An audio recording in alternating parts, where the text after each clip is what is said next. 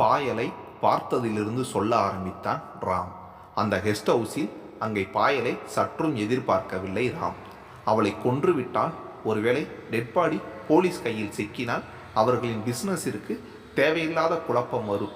So ஏதோ ஒரு வேலை முடிக்கிறதுக்காக வெயிட் பண்ணுறாங்க, அது என்னன்னு கண்டுபிடிக்கணும் என்ற எண்ண ஓட்டம் அதுவாகவே முன்னேறி செல்ல, அங்கிருந்தவனில் ஒருவன் கதவை நோக்கி வருவதைக் கண்டு வேகமாக பின்புறம் ஒளிந்து கொண்டான் ராம்.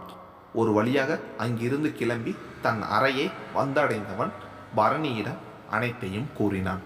என்னடா இது, நினைச்சதை விட மோசமானவங்களா இருப்பானுங்க போலிருக்கு, அந்த பொண்ணாவது வெளியே வர ட்ரை பண்ணலாம்ல என்றான் பரணி.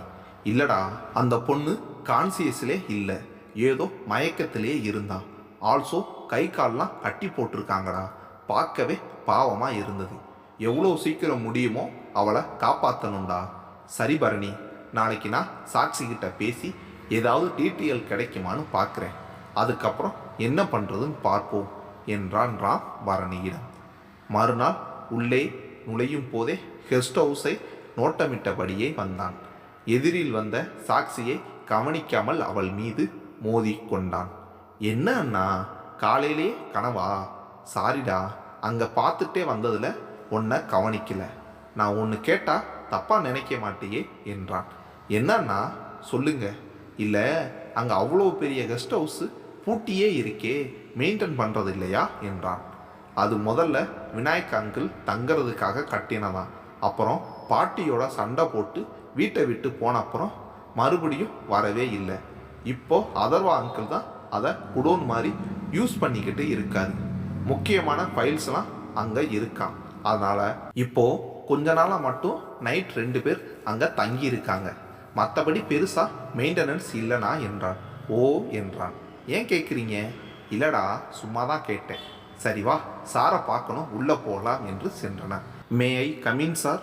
வாராம், முதல்ல இந்த சாரை கட் பண்ணு, ஏகேன்னு கூப்பிடு என்றார். ஐயோ, நான் எப்படி? ஏறாம் யோசிக்கிற? இல்லை, உங்களுக்கு நெருக்கமானவங்க தான் அப்படி கூப்பிடுவாங்கன்னு கேள்விப்பட்டிருக்கேன், அதுதான் என்றான். பரவாயில்லையே, இவ்வளோ தெரிஞ்சு வச்சிருக்கியே, அப்போது என்னை பற்றியும் நல்லா தெரிஞ்சு வச்சிருப்ப. அவ்வளோ சீக்கிரம் யாருக்கும் என்கிட்ட உரிமை கொடுத்துட மாட்டேன், தைரியமாக அப்படியே கூப்பிடு. சரி, ஏதாவது குழு கிடைச்சதாராம் என்றார்.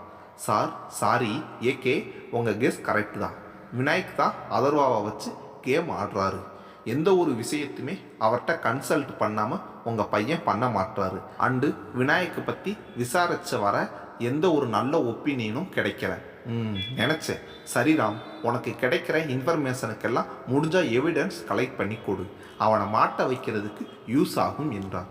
மதிய வேலை, யாரும் அவ்வளவாக அறையை விட்டு வெளியே வரமாட்டார்கள். மெதுவாக கெஸ்ட் ஹவுஸ் நோக்கி சென்றான் ராம். ஜன்னலின் வழியே எட்டி பார்க்க அவள் அதே இடத்தில் படுத்து கிடந்தான். என்ன செய்யலாம் என்று யோசித்தவன் சிறிய கல்லை எடுத்து அவள் மேல் படும்படி எறிந்தான். எந்த அசைவும் இல்லை. மீண்டும் முயற்சி செய்யலாம் என்று எண்ணி மறுபடியும் எரிய சிறு அசைவு அவள் மேல்.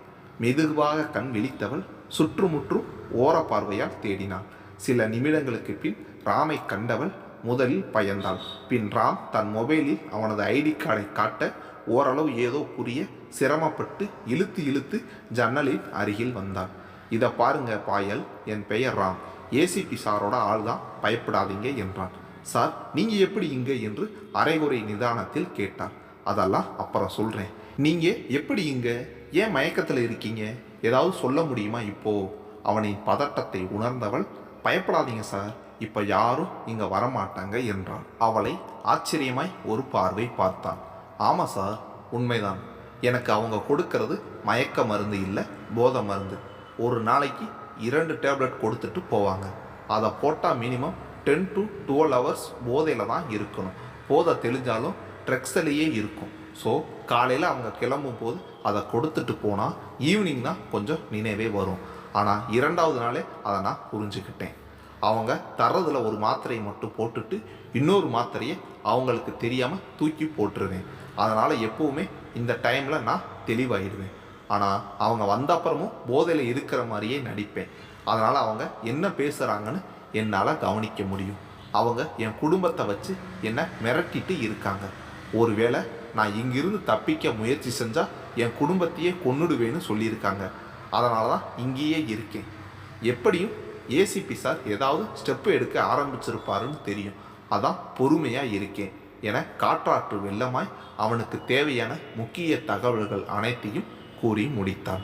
பாயல், really you are great. Thanks for the information. உங்களை இங்கே பார்ப்பேன்னு நினச்சி கூட பார்க்கல. புரியுது, நானும் என்ன கொன்னுடுவாங்கன்னு தான் நினச்சேன். ஆனால் என்னை கொன்று அது போலீஸ் கேஸ் ஆச்சுன்னா அவங்க வேலைக்கு இடைஞ்சல் வந்துடக்கூடாதுன்னு விட்டு வச்சுருக்காங்க சார். ஃபாரினர்ஸோட அவங்க டீலிங் முடிஞ்ச அடுத்த செகண்ட் என் கதையை முடிச்சிருவாங்க. அது மட்டும் இல்லாமல் அவங்க கொடுக்குற இந்த ட்ரக்ஸு கண்டினியூஸாக எடுத்துக்கிட்டாலே போதும், அவங்க கொல்லணும்னு அவசியமே இல்லை என்றான். அப்படிலாம் ஒன்றும் நடக்காது பாயல், நாங்கள் பார்த்துக்கிறோம். எனக்கு அந்த ஹாஸ்பிட்டல் உள்ள நுழைய ஏதாவது சீக்ரெட் ரூட் வேணும். உங்களுக்கு ஏதாவது ஞாபகம் வருதான்னு பாருங்கள். நாளைக்கும் இதே நேரம் நான் வர்றேன், ஜாக்கிரதையாக இருங்க. கூடிய சீக்கிரம் இதுக்கு ஒரு முடிவு கட்டுறேன் என்று கூறி பாதுகாப்பாக அந்த இடத்தை விட்டு நகர்ந்தான். அன்று வேலை முடிந்து சென்றவுடன் பரணியிடமும் ஏசிபியிடமும் விஷயத்தை கூறியவன் அடுத்து செய்ய வேண்டியவற்றை திட்டமிட்டான். அதில் முதல் வேலையாக அவளுக்கு கொடுக்கப்படும் போதை மருந்தை நிறுத்த வேண்டும். அதற்கான வேலையில் இறங்கினான் பரணி. காலையிலேயே அமர்நாத் பவனை ஒட்டி மறைவாக தன்னுடைய இருசக்கர வாகனத்தோடு காத்திருந்தான். சிறிது நேரத்திலேயே ராம் குறிப்பிட்டிருந்த அடையாளத்தோடு கார் ஒன்று வெளியே வர அதனை பின்தொடர்ந்தான். அவர்களை பற்றிய விவரத்தை புகைப்படத்தோடு ஏசிபிக்கு அனுப்பி வைத்தனர். அன்று இரவு வந்தவர்கள் அவளுக்கு போதை மருந்தை கொடுக்கவில்லை. ஆச்சரியமாய் இருந்தாலும் எதையும் வெளிக்காட்டி கொள்ளாமல் இருந்தாள். 2 நாட்கள் கழித்து மதியம் அன்று போலவே கெஸ்ட் ஹவுஸிற்கு சென்று அவளை அழைத்தான். How are you Payal? Fine sir, thank you for your help. என்ன பண்ணீங்க? இப்போ எனக்கு டேப்லெட்டே கொடுக்கறதில்ல. ஒரு சின்ன பிள்ளை தான் பாயல். டிபார்ட்மெண்ட்டில் இருக்கிறவங்கள வச்சு அதர்வாவுக்கு தெரியாமல் உங்களுக்கு கொடுக்குற ட்ரக்ஸை நிறுத்த சொன்னோம் என்றான். அப்போது போலீஸில் இருந்து யார் ஹெல்ப் பண்ணுறாங்கன்னு கண்டுபிடிச்சிட்டிங்களா? இன்னும் இல்லை, பட் நீங்கள் கொடுத்த அந்த குழு தான் இப்போ உங்களை சேவ் பண்ண யூஸ் ஆகிருக்கு. அதாவது டிபார்ட்மெண்ட்டில் இருக்கிற அதர்வாவோட ஃப்ரெண்டு மாதிரி ஒருத்தரை இங்கே வர பாடி கார்ட்ஸுக்கிட்ட பேச வச்சோம். அதுக்கு முன்னாடி இங்கே வர்றவங்களோட ஃபுல் டீட்டெயில்ஸ் கலெக்ட் பண்ணினோம். 2 பேருமே அதர்வாவுக்கு ரொம்ப விசுவாசமானவங்க. அதுவும் இல்லாமல் ரொம்ப வருஷமாக இங்கே வேலை பார்க்குறாங்க. கண்டிப்பாக இவங்க 2 பேரை தவிர வேற யாரையும் நம்பி உங்களை விட மாட்டான். ஸோ நீங்கள் கொடுத்த ஆடியோவை வச்சு அதில் ஏசிபிக்கு பரிச்சயமான வாய்ஸ் தான் டிபார்ட்மெண்ட் ஆளாக இருக்கும்னு முடிவு பண்ணி அந்த வாய்ஸ்லேயே பேச வச்சோம். உங்களை சேவாக பார்த்துக்கணும். ஆல்சோ அந்த ட்ரக்ஸ் கொடுக்க வேண்டாம். ஃபாரினர்ஸோட நம்ம டீலிங் எப்போ முடியும்னு தெரியல. ஸோ அதுக்குள்ளே அந்த பொண்ணு இறந்து போச்சுன்னா அதர்வாவுக்கு தான் பிரச்சனை. அதர்வா கெஸ்ட் ஹவுஸுக்கு எப்போ வர்றேன்னு சொல்கிறானோ அப்போ மட்டும் டேப்லெட் கொடுங்க. இது அதர்வாவுக்கே தெரிய வேண்டாம். அப்புறம் அவன் எனக்கு பிரச்சனை வந்தால் பார்த்துக்கலாம், அது இதுன்னு சொல்லுவான். நாம தான் அவனை காப்பாற்றணும். அதான் சொல்கிறேன்னு சொல்லி வச்சுருக்கோம் பாயல். சார், அவங்க கண்டுபிடிச்சிட்டாங்கன்னா? குரலில் பதட்டம் அப்பட்டமாய் இருந்தது. இல்லை, பயப்படாதீங்க என்றான். அவங்க கண்டுபிடிக்காத அளவுக்கு நாங்கள் பார்த்துக்கிறோம், தைரியமாக இருங்க. ஏன் சார், இவங்க 2 பேருக்கும் எல்லாம் தெரியும்னு சொல்கிறீங்க. அப்போது இவங்களை வச்சே அதர்வாவை அரெஸ்ட் பண்ண முடியாதா என்றான். இல்லை, அது அவ்வளோவா எடுபடாது பாயல். இவங்க யாருன்னே தெரியாதுன்னு சொல்லி கேஸை முடிச்சுட்டு போயிட்டே இருப்பாங்க. பக்கா எவிடன்ஸ் வேணும் எல்லாத்துக்கும். சரி, ஹாஸ்பிட்டலுக்குள்ளே போகிறத பற்றி கேட்டிருந்தனே, எனி ஐடியா என்றார். யா, நானே சொல்லணும்னு நினச்சேன் சார் என்று அவளுக்கு தெரிந்த விவரங்களை கூறினான். ஓகே பாயல், தேங்க்ஸ். நீங்கள் சேஃபாக இருங்க. அடிக்கடி நான் இங்கே வந்தால் ப்ராப்ளம் ஆகிடும். ஸோ உங்களை நெக்ஸ்ட் வீக் மீட் பண்ணுறேன். எனிஹவ் நான் இங்கே தான் இருப்பேன். ஸோ உங்களை வாட்ச் பண்ணிட்டு தான் இருப்பேன். டோன்ட் வெரி என்றவாறு அவ்விடத்தில் இருந்து சென்றான் ராம். அன்று இரவே பாயல் கூறிய வழியில் பரணியோடு ஹாஸ்பிட்டலோடு நுழைந்தான் ராம். இன் பேஷன்ஸ் தவிர வெளியிலிருந்து ஆள் நடமாட்டம் இல்லாததால் ஓரளவு பிரச்சனையின்றி நுழைந்தனர். பின்புறமாகவே முன்னேறி செல்ல அனைத்து அறைகளிலும் மின் விளக்குகள் அணைக்கப்பட்டிருக்க மருத்துவர்களின் அறைகள் என்பதை புரிந்து கொண்டனர். சிறிது தூரம் தள்ளி ஒரு அறையில் வெளிச்சம் தெரிய ஆர்வத்தோடு சென்றனர். ஆனால் அங்கு இரவு பணி பார்க்கும் மருத்துவர்கள் மட்டுமே இருந்தார். எப்படி கண்டுபிடிப்பது என்று யோசிக்கும் போதே சட்டென ஏதோ தோன்ற இருவரும் மேலே பார்த்தனர். அங்கு இரு அறைகளில் வெளிச்சம் தெரிய அருகில் இருந்த பைப்பை பிடித்து ஏறி ஏசி பாக்ஸிற்கான ஸ்லாப்பில் அமர்ந்தனர். மெதுவாக எட்டி பார்க்க உள்ளே அதர்வா யாரோ இருவருடன் பேசிக்கொண்டிருந்தான். அருகில் இரு வெளிநாட்டவர்கள் டாக்டர் உடையோடு மெதுவாக தாங்கள் கொண்டு வந்திருந்த கேமராவில் அவர்களை பதிவு செய்து கொண்டனர். அருகில் இருப்பவன் தான் விநாயக்காக இருக்க வேண்டும் என்று வயதை வைத்து தோன்றியது ராமிற்கு. இன்னொருவரின் தோரணையை உணர்த்தியது காவல்துறை என்று. ஏனோ ராமிற்கு மனம் அளித்தது. காவல்துறை என்பது எவ்வளவு கண்ணியமான ஒன்று. மக்களை பாதுகாக்க வேண்டிய இவர்களே இப்படி எல்லை மீறுவதா? அவர்களின் பேச்சு சத்தத்தில் சிந்தனை கலைந்தார். என்ன அதர்வா, அவனை வெளியே அனுப்புறதுக்கு ஏதாவது வழி யோசிச்சையா? இல்லை மாமா, நாளுக்கு நாள் அப்பாவோட நெருக்கமாயிட்டே தான் போகிறான். சின்னதாக ஏதாவது நான் சொன்னால் கூட அப்பா அவனுக்கு தான் சப்போர்ட் பண்ணுறாரு. எனக்கு ஆரம்பத்திலிருந்தே ஏனோ சந்தேகமாக தான் இருக்குது. எஸ்எம் குரூப்புக்குள்ளே நுழையிறதுக்கே எவனும் பயப்படுவான். ஆனால் இவன் இவ்வளவு நாள் தாக்கு பிடிக்கிறான்னா சம்திங் ராங் என்றான் விநாயக். சார், டோன்ட் வெரி, அப்படிலாம் ஒன்றும் ஆகாது. அப்புறம் நான் எதுக்கு இருக்கேன்? டிபார்ட்மெண்ட் வச்சு நான் பார்த்துக்கிறேன் என்றான் அந்த அதிகாரி. அந்த பாய எப்படி இருக்கா? அதெல்லாம் நம்ம பசங்க பக்காவாக பார்த்துக்கிறாங்க மாமா. இப்படியே நாம் கொடுக்குற ட்ரக்ஸை சாப்பிட்டுக்கிட்டே இருந்தால் கொஞ்ச நாளில் போய் சேர்ந்துருவான். போஸ்ட்மார்ட்டம் பண்ணினாலும் போதைக்கு அடிமையாகி அதனால தான் செத்துட்டான்னு வரும். நம்ம மேலே டவுட்டே வராது என்றான். அப்போது விநாயக், அங்கிருந்து வேணா அவளை இடம் மாற்றிடலாமா அதர்வா? எவனோ வேற உள்ள நுழைஞ்சிருக்கான் மாமா.